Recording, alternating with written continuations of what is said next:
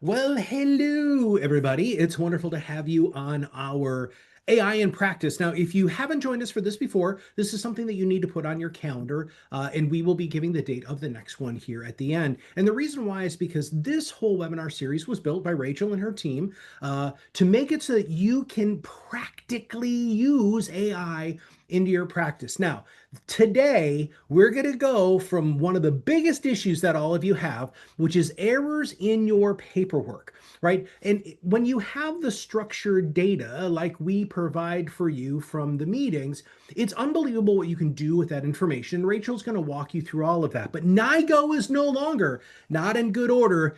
This is a Rachelism. It is nailed it, game over. So I want all of you to just give all of your attention to Rachel. This is one of those things that is the bane of your existence. And I think we're going to cover a solution today. All right, Rachel, go ahead. Honestly, Matt, we need to talk about how you can just follow me around and be my MC if I'm at the grocery store, dropping my kids off, because I need this in my life. So, yeah, we're excited to be back for round two today. And as Matt mentioned, we're going to talk about NIGOs, but we're going to talk about your operations process in general. So, I want to take a step back and actually think about how do problems actually show up for your firm today? When we think about operational challenges, we naturally focus on where they become visible. So NIGOs are a fantastic example of this. Missing paperwork, maybe it's operational delays, client follow-ups. Those are the moments we see. So those are also the moments we tend to fix. But those are all downstream outcomes. And they're rarely created downstream, right? So we need to take it back a step and focus on where do we actually discover the problem and where does it actually begin for us? So think about a handoff not necessarily as a single event. And you're probably doing handoffs throughout the day with your entire team, with your clients. You're passing the work, you're having those conversations, you're communicating. But let's not think of it as a single event, but rather a transfer of momentum. If a client leaves a meeting and they're confident, they know the next steps, they know what's needed, right? What they need to do, what the advisor needs to do. If it's confidence in the client, then the advisor also knows that they've captured the decisions, they flagged what's missing, they have what's next actually documented, which that actually leads to clarity, right? The clarity is going to actually carry forward for the operations team. The operations team is going to actually receive that complete breakdown, what's missing, can they actually begin to execute on their process, and everything's going to move forward without friction. But if any one of these actually break, or if that link breaks, all we're doing is piling that up on the next person who's going to inherit that gap. And so the real definition today is what we're focusing on. Either we're building momentum with the handoff or we're creating friction with the handoff. And so I think most of you have probably heard the phrase trash in, trash out. I think that's a huge phrase we typically use of like whatever's coming in, it needs to be really good because whatever's going to go out is going to be just as equally good or not as good. So this leads us to the opportunity we have today with Zocks. And at Zocks, we've honestly built some incredible capabilities on the downstream part, right? The advanced workflows, the integrations that's ensuring your data is getting to the right place when you need it. And we're going to keep talking about those throughout all of these episodes. There's a reason Matt said it's monthly. We have a lot to talk about. But for today, we want to start with the earlier process because of that. Because here's the thing, when information is actually structured from the beginning and everything downstream begins to perform better, your paperwork is going to improve, your operations are going to improve. At the ultimate side of it, your client experience is going to improve, right? That's what we're here for. So we're not choosing between whether we're talking about downstream, upstream impacts in the workflows. We're just wanting to talk to you today about why the beginning is so important and how we get it right with Zox. So as you actually watch this demo today, I want you to think about a couple questions I have listed here. Today's conversation is not necessarily about one singular process. We're definitely going to dive into it. I'm loving the new NIGO phrase. We need to get that patented like ASAP Max. That's amazing. But it's about capturing the right insights and then structuring them the first time so they're right every time moving forward for advisors, for operations, for the clients.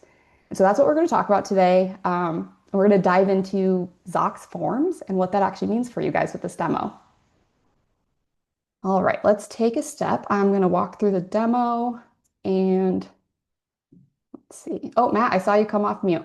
Yeah. Well, okay. Can we pause? before. I think there's some operational definitions that need to happen.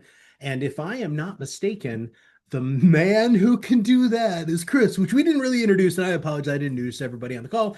But anyway, so Chris, I would like it if we would not do what we're very good at Zocks, which is putting our foot on the gas pedal and just freaking flying through stuff. Let's take a pause and let's talk about what form, what let's can we operational define it so the audience really understands what Rachel's going to be really going through, and well, your area of expertise, please. Yeah, yeah. Thank you. I'm happy to go over these.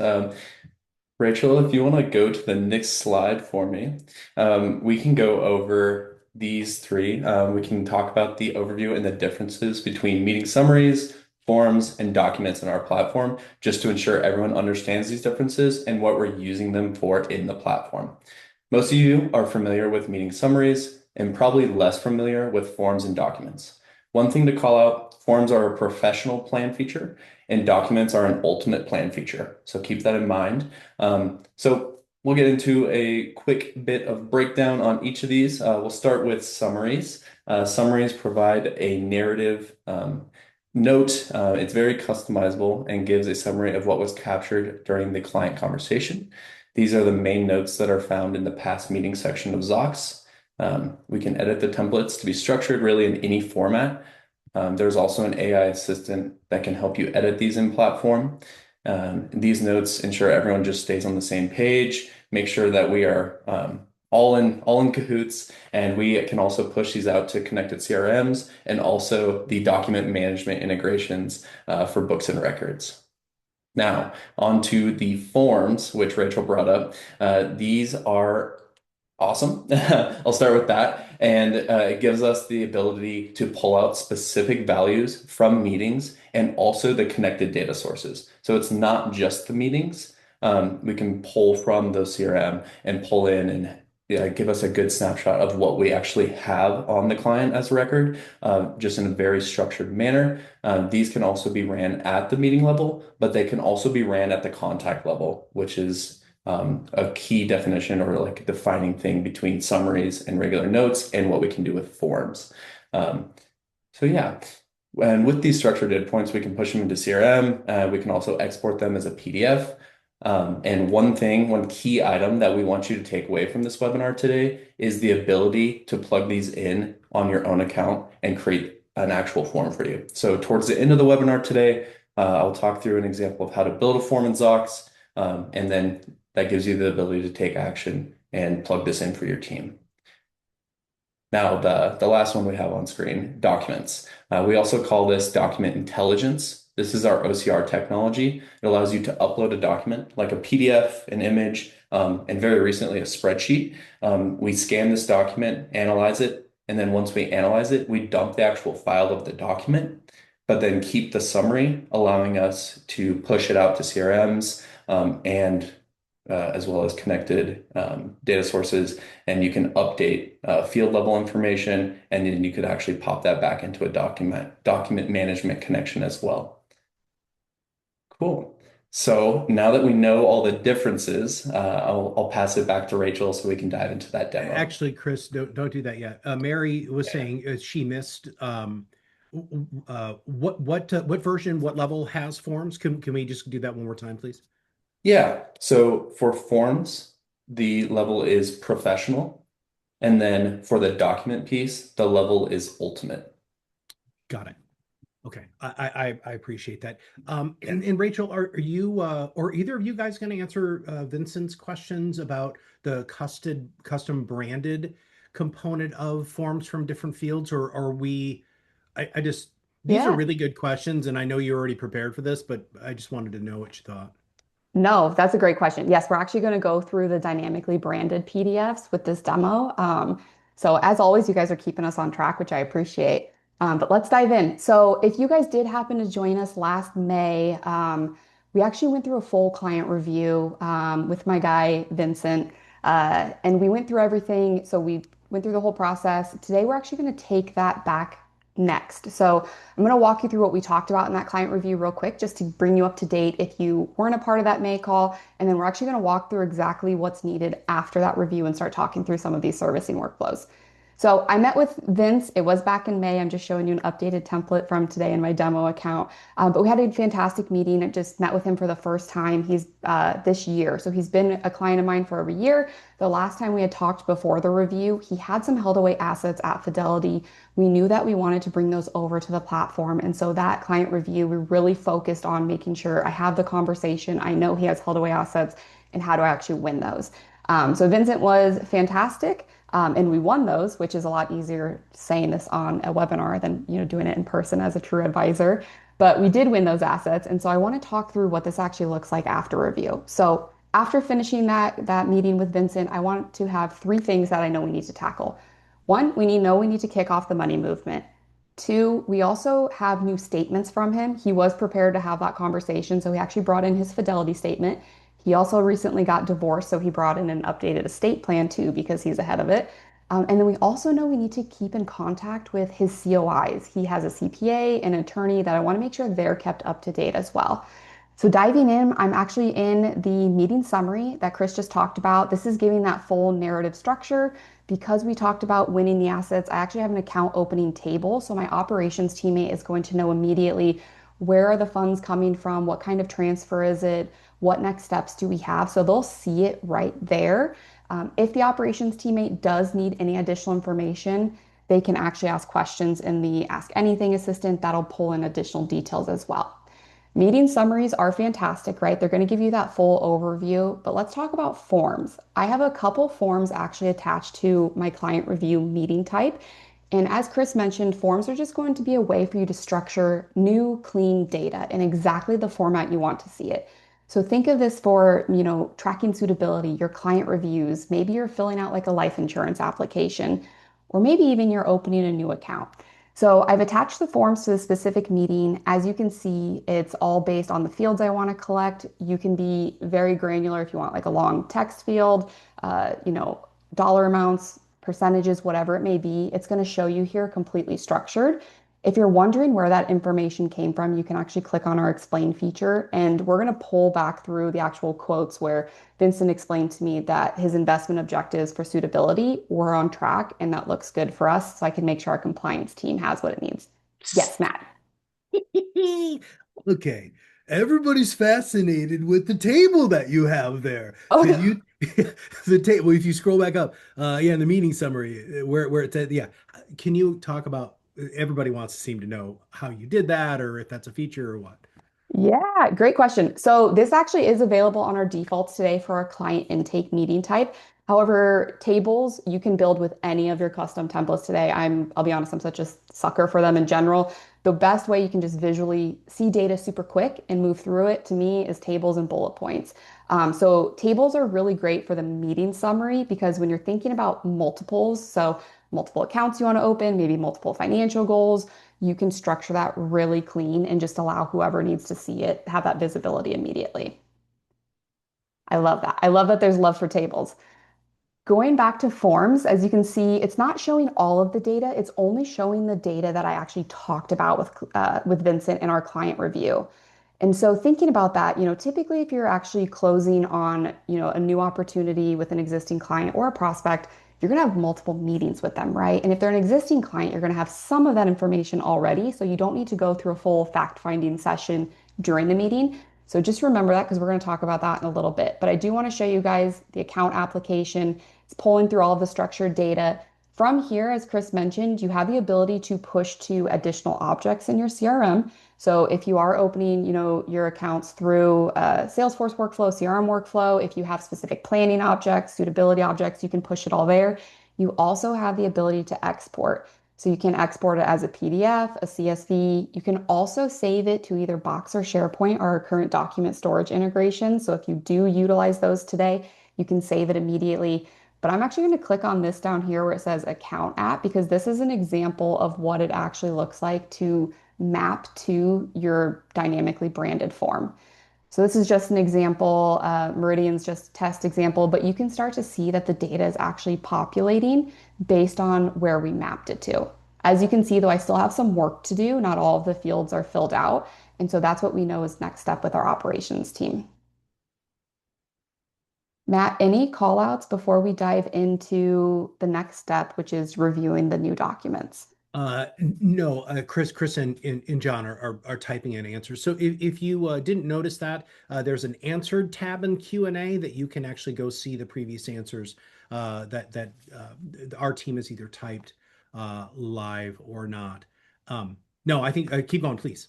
Perfect. Awesome. So as mentioned, we know we're kicking off that new money movement. I'm going to bring that back into how do we get to the completed application portion. But he also sent over some new documents. So I'm actually going to come over here to document intelligence. Again, we have this integrated as well with our document storage. So if you are utilizing Box or SharePoint with a client upload link where they can actually send documents to you immediately, maybe they don't want to bring in the paper copy with their review or their meeting, it's actually going to be able to pull in directly from there. So I'm just searching for Vincent, who's my client. I'm going to show you both how to upload an original one, and then I'm going to come here first. I'm connected to Box. So Vincent, he has his own folder within Box. You can see I have a couple different documents in here. He actually sent me this new fidelity statement. This was his final one that I need. I want to make sure we have all the appropriate account numbers for it. So I'm actually going to click process on this.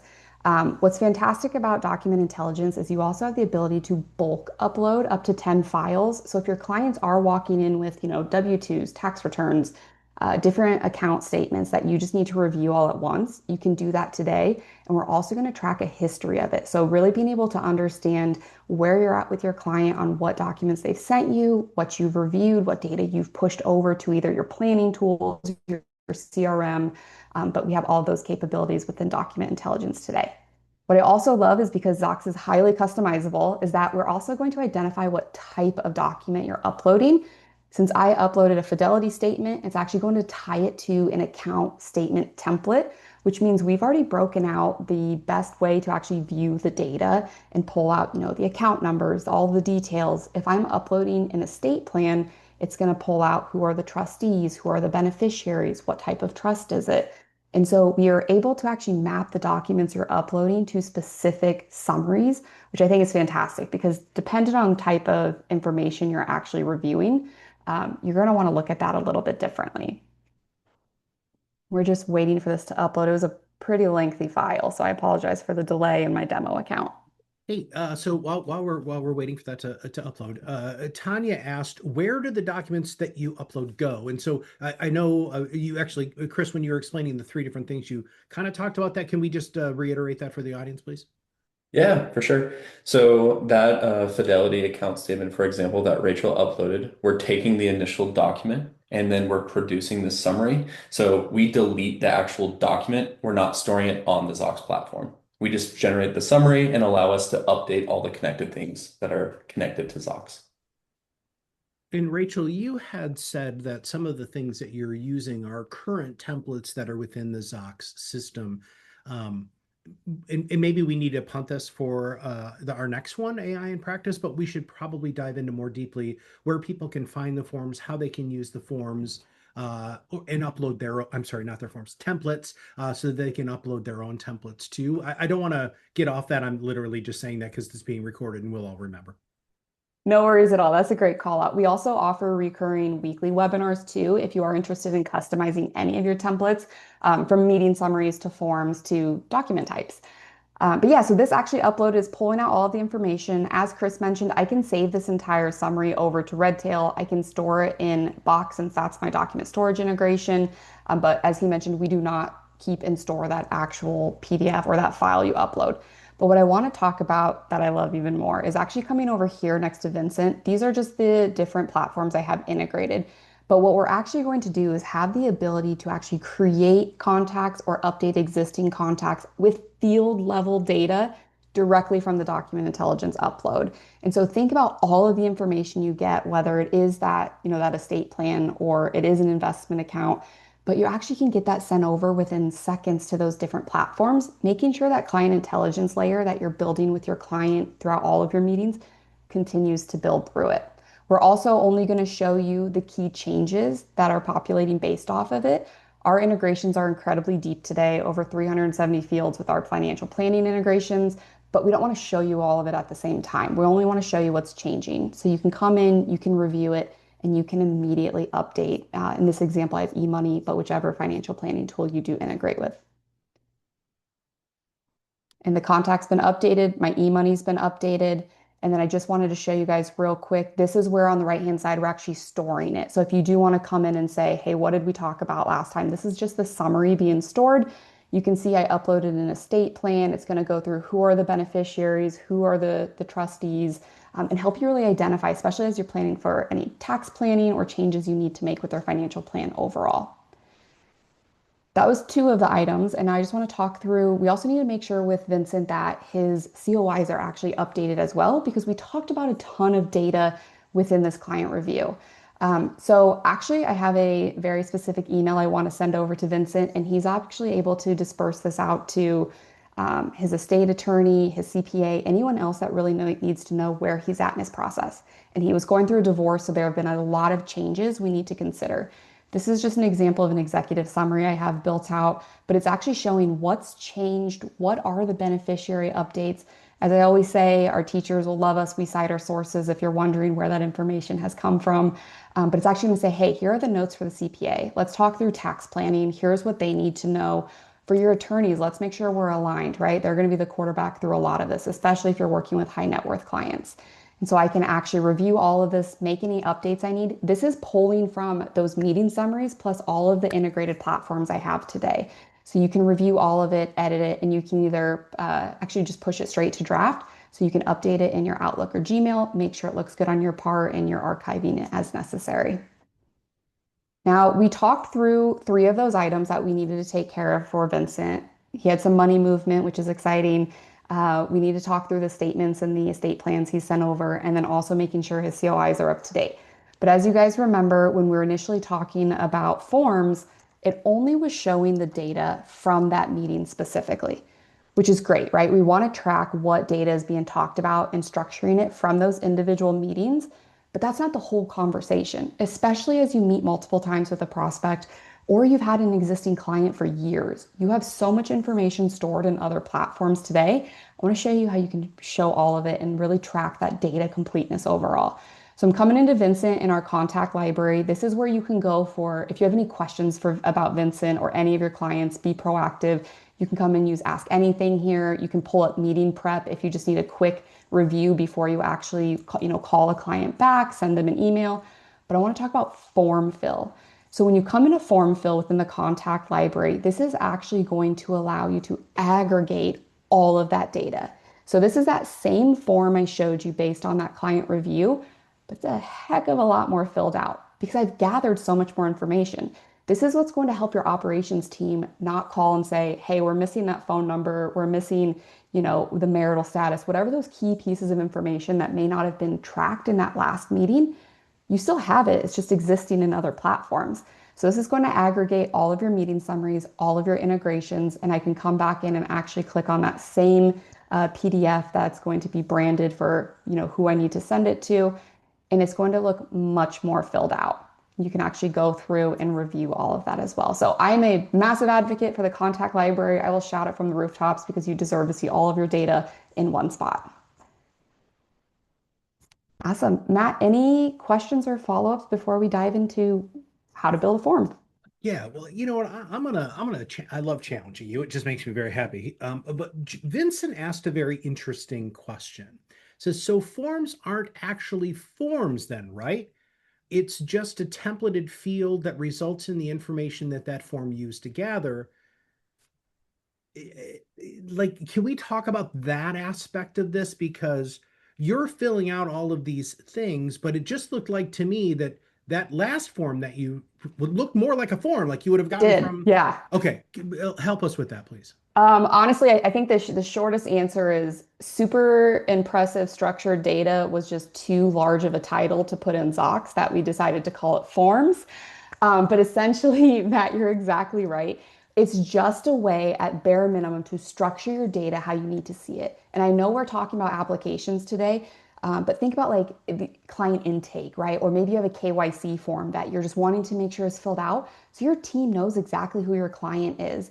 Or all of the different types of data that you fill out in some of those platforms that may not have integrations built out for them yet. It's a way to make sure your operations team knows exactly what's available and what still needs to be collected. Yes, you can take it to that next level. As Chris said, you can have that fillable PDF, but bare minimum, it's just a way to structure clean data, and you can choose if you want to take it to that next step or not.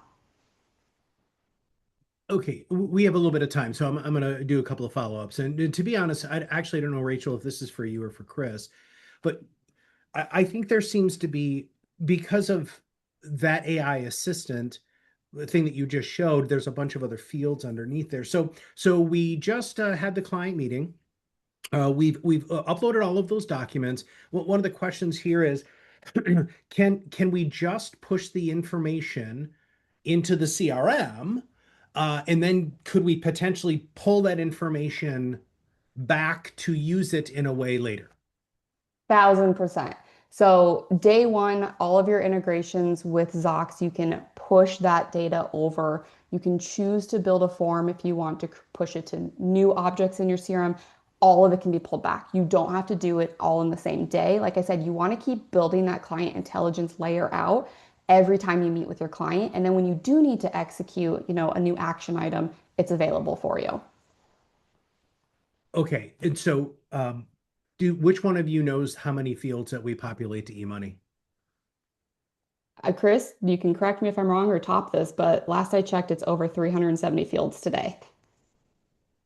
I was going to say 400. So, He topped me. Yay, Okay, I'll give it to 400. him. Yay. All right, so Grace, that should answer your question there.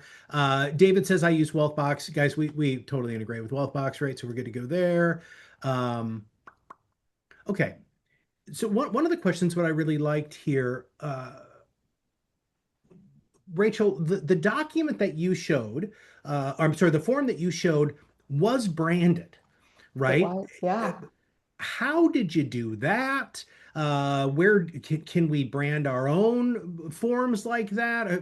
And I apologize if you did say that, but that seems to be coming up in Q&A. Yeah, no, that's great. I'm going to show one more thing and then I'm actually going to push it to Chris because Chris is going to walk through how to build a form and then he can answer a lot of those questions on making sure it's dynamically branded. I do want to say though, bare minimum with form fill, like not thinking about those applications, those more complex forms. But you can also just want to show this real quick. You can also export it just as a PDF. So this is going to say Zocks on it because that's my account. But if you have your own branding as well, actually, no, this is great. It says Carter Advisory. I'm on that account right now. But you can also dynamically brand it here to make sure it's available if you do want to look at it as a PDF. But real quick, before Chris dives into how to build a form, we talked a lot about just that tactical work needed post client review. I want to just take it up a step higher to more of that strategy and how to actually look at your book of business as a whole. And so these were a couple dashboards that we walked you through back in May. One is our advisor intelligence dashboard. This is pulling Zocks data plus some, we have market intelligence. It's pulling in actual news sources, providing you the latest information. But we're also showing you held away assets. So think about the different integrations you have today, or maybe you're large enough where you have a data warehouse, you want to pull in that data as well. But you can actually start to track held away assets, what conversations have I had, which ones are still outstanding. And so it's actually going to show you what that looks like in across your entire book of business. This is using our Zocks MCP. I'm pulling it through Claude. And then I also want to show you if you're thinking about your specific client. I absolutely love our client journey.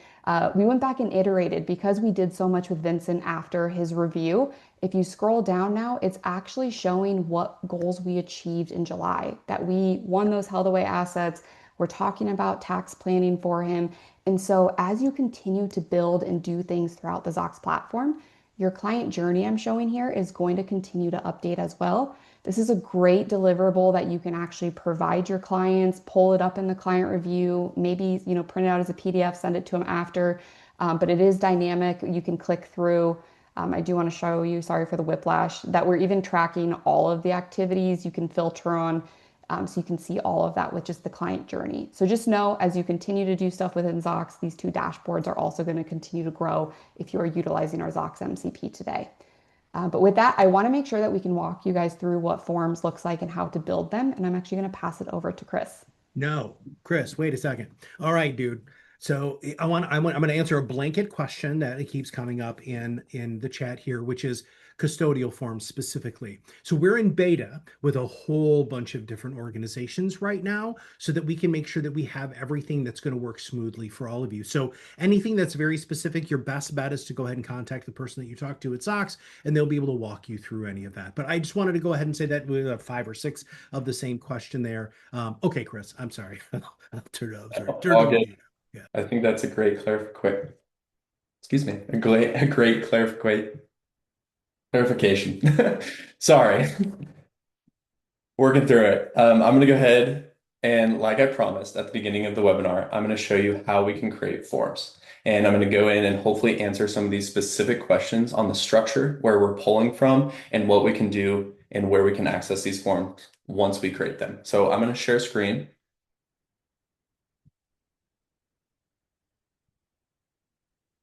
And we'll go here. Awesome. So here we are. We're in my demo account, and I'm going to go into setup in the bottom left. And this is going to be the first spot we start. And then in the very top, we'll go to forms.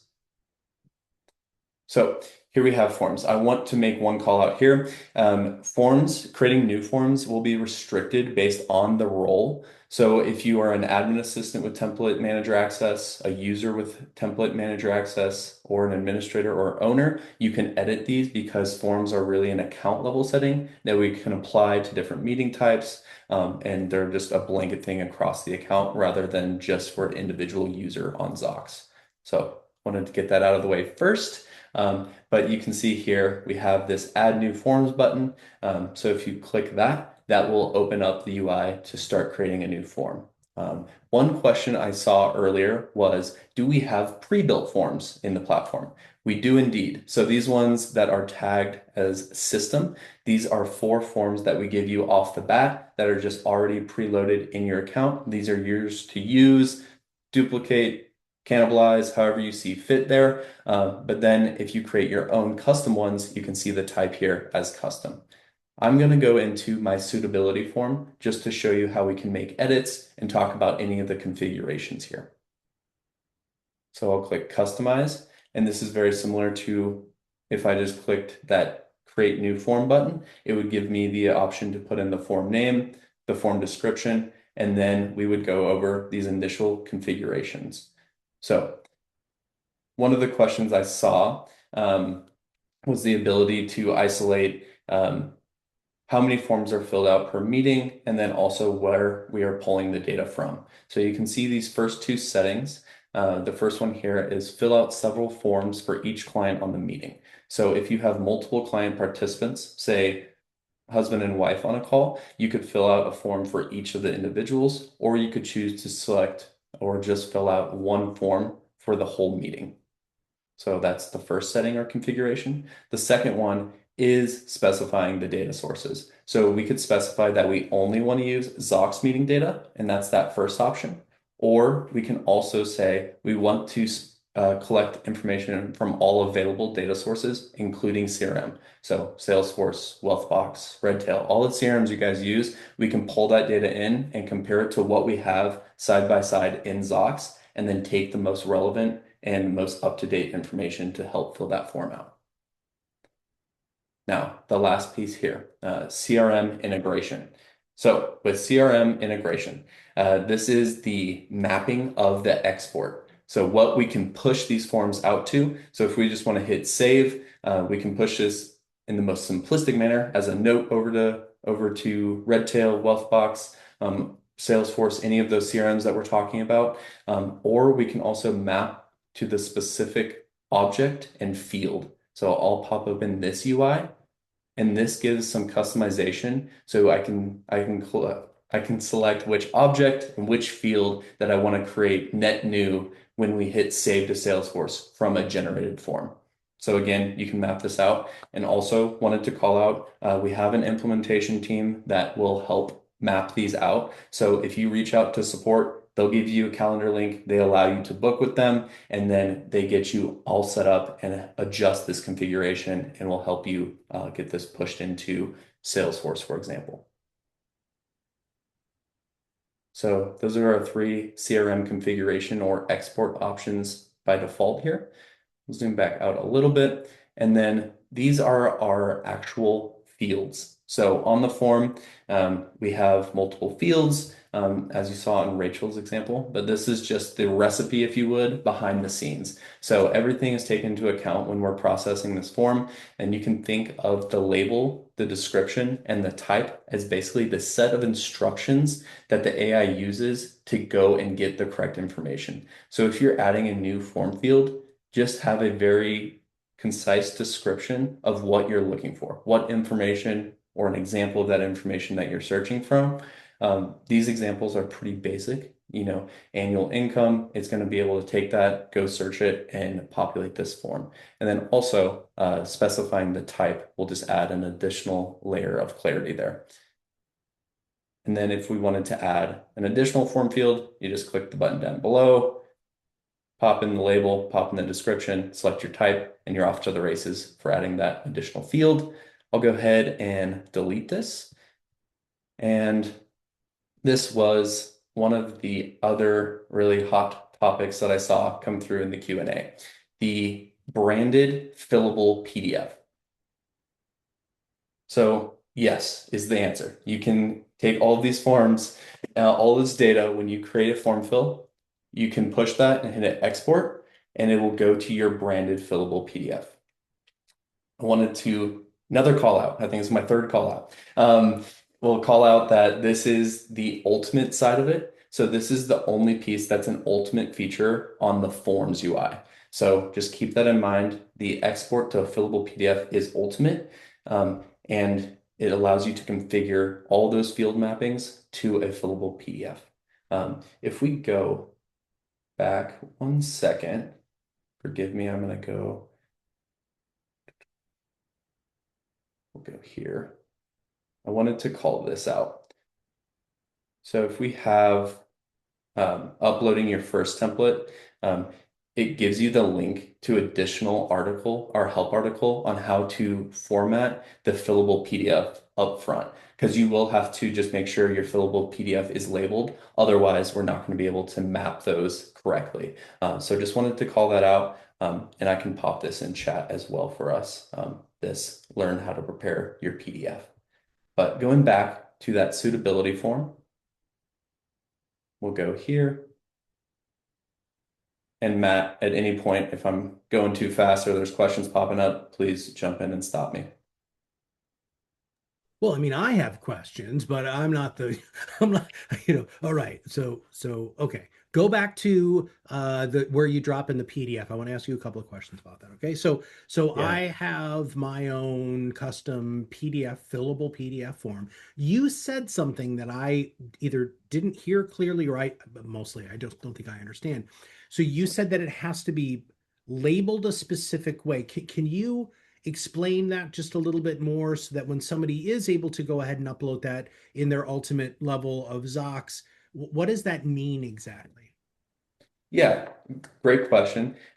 So when you're actually creating your branded fillable PDF, that would be done in a third-party tool like Adobe.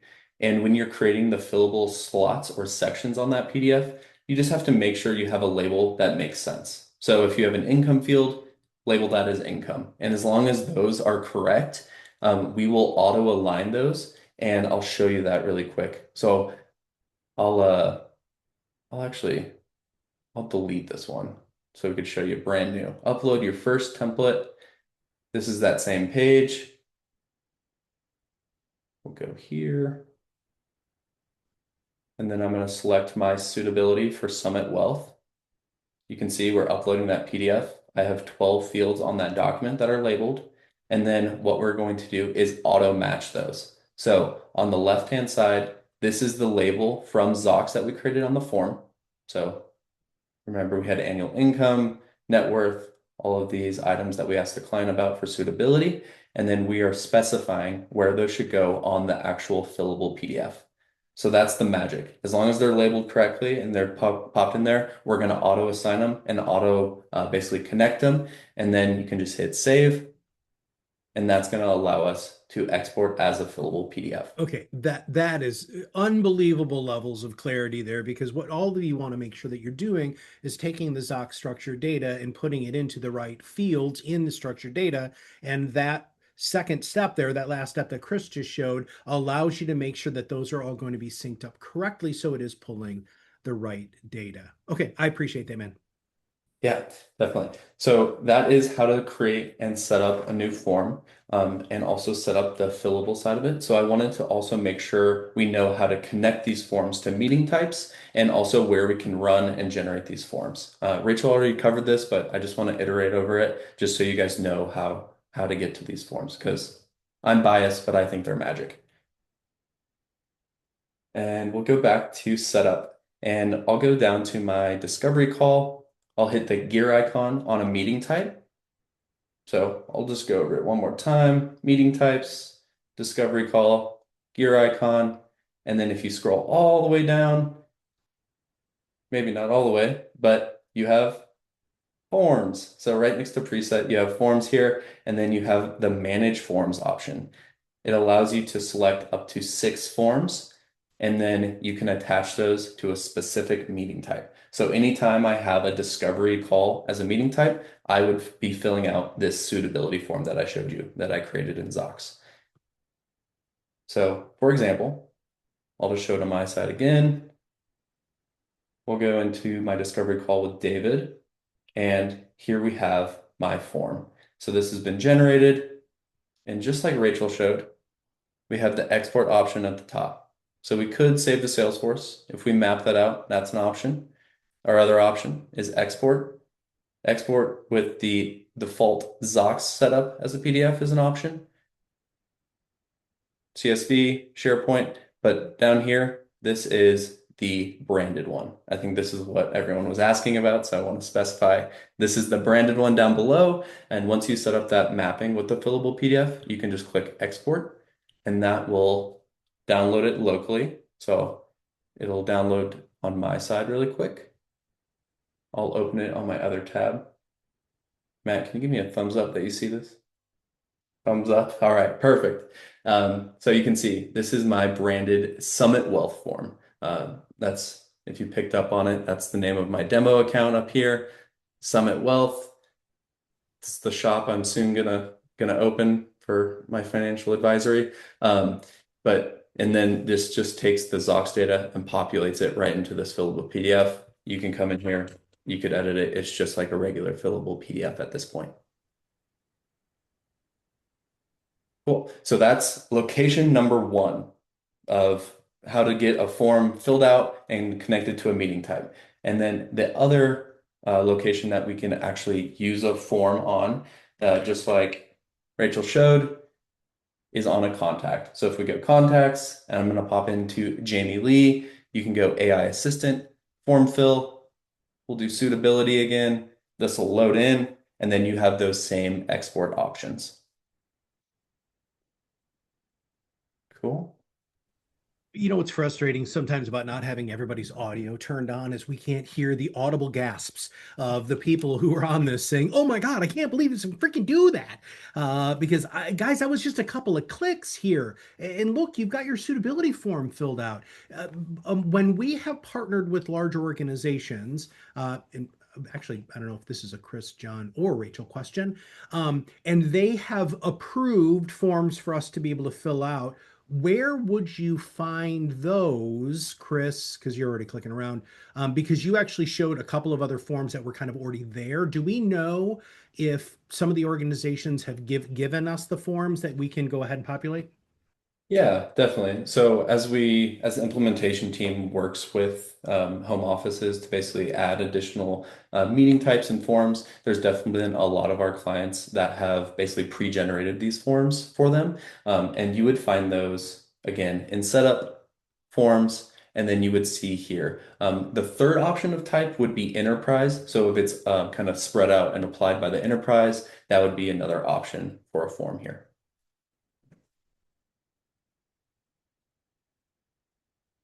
Cool. Well, Matt, I'll pass it back to you in case there's any open questions. Oh, there's just so many questions. Just reading through them to see which ones. Okay, so Sam, we actually answered your question. He just answered that one.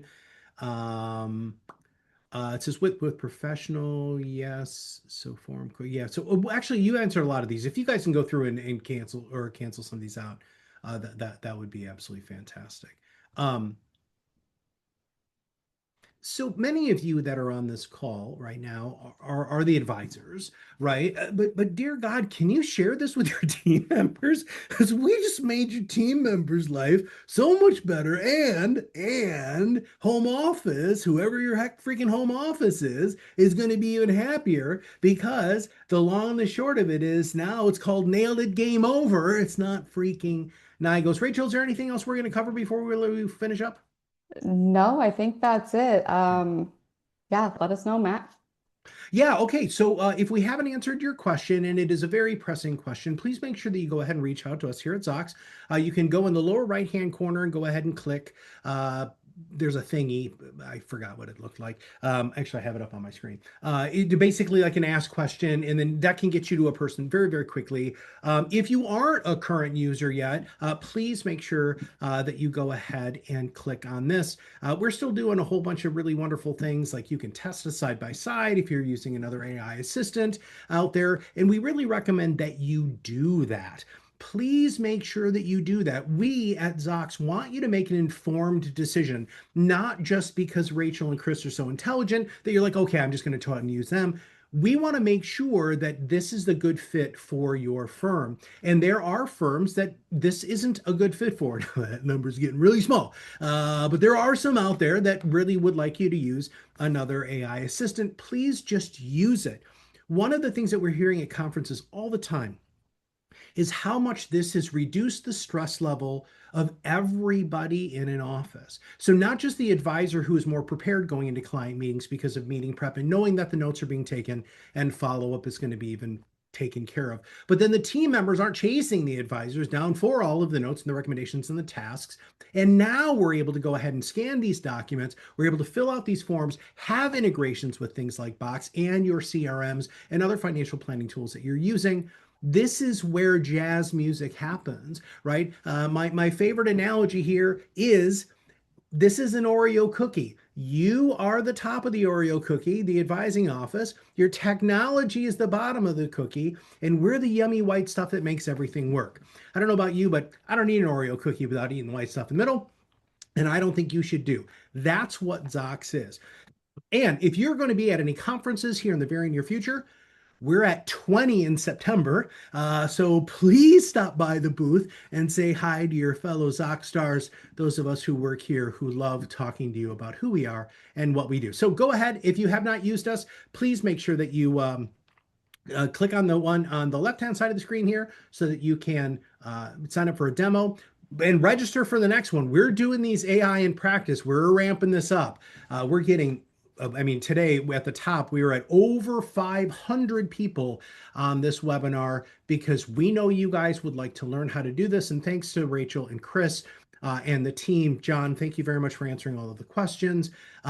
We really want to help you use our software even better because we know when you do, you're going to not just have a better practice, but a better life. If you have not connected with all of us on LinkedIn, make sure that you do, and we'll see you on another webinar very soon.